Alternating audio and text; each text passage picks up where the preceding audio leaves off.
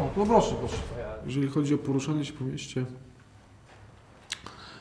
to w mieście najbardziej przeszkadzają bariery architektoniczne, jakieś niedoróbki nowo wyremontowanych ulic,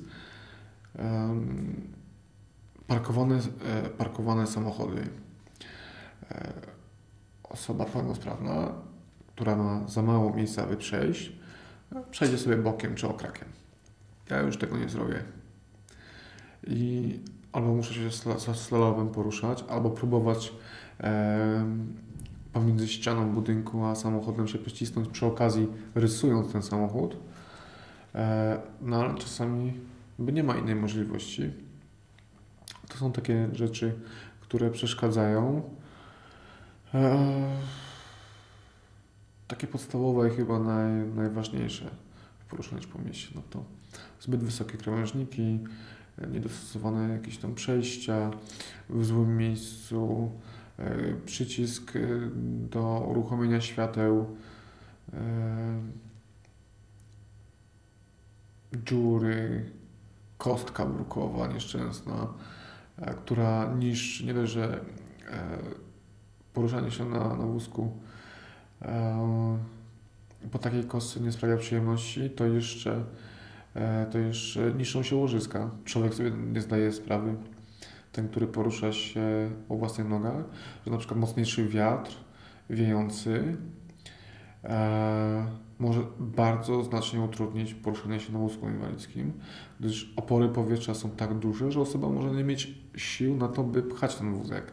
To są całkiem inne siły działają na osobę, która porusza się na wózku. Każda nierówność, każdy kamyczek, każde jakieś wzniesienie są to dodatkowe kilogramy przenoszone na obręcz barkową. Na przykład jest chodnik, który jest pochyły w jedną stronę. Tak, czyli ten wózek cały czas ściąga. Ktoś, kto jedzie na rowerze, tego nie czuje, ktoś, kto chodzi, owszem, widzi to, bądź nie, że jest pochyłość, ale nie czuje tego, nie ściąga go. Wózek inwalidzki ściąga w każdą stronę, w którą jest pochyłość. Jeżeli pada śnieg, deszcz, to tak, no to ciągi robią się śliskie. Trudno jest napędzać ten wózek. Jeszcze jak jest śnieg, gdzie małe kółeczka z przodu się wbijają w ten śnieg, wózek stawia w tym momencie jeszcze większy opór. Śliskie ciągi, no jest to duży problem. Jest to duży problem, żeby poruszać się po takim śniegu. Bo pomijając to, że wszystko jest śliskie, nie mamy za bardzo siły, no bo jesteśmy zakopani przejechać jakiegoś tam dystansu po tym śniegu czy tam deszczu, ale ubranie się brudzi, najczęściej rękawy, ręce, a jak się rękawy brudzą i ręce, to i cali my, no bo ręce są na wysokości kolan, tułowia, więc zawsze tym rękawem mokrym, brudnym gdzieś tam się otrę. Zbyt niskie wysepki tramwajowe czy autobusowe, zbyt mało dostosowanych tramwajów, szczególnie wysepek, bo tych tramwajów już nawet w Krakowie mamy dużo, ale wysepki są w dalszym ciągu za niskie.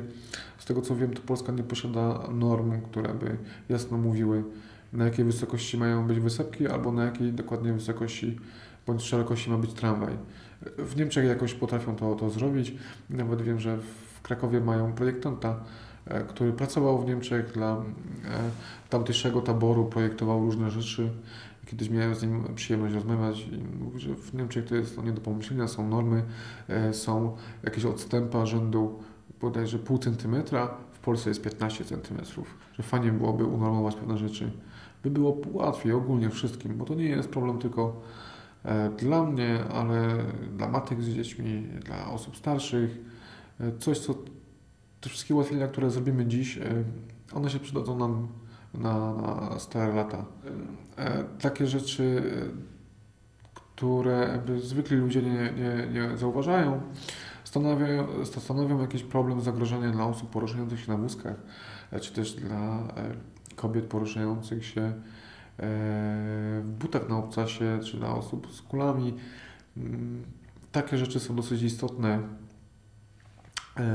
Często się zapomina o tym, że jednak coś powinno być niższe, bądź wyższe, bardziej płaskie, żeby nie stwarzało problemu innym. Że nie zawsze to, co jest piękne, jest praktyczne.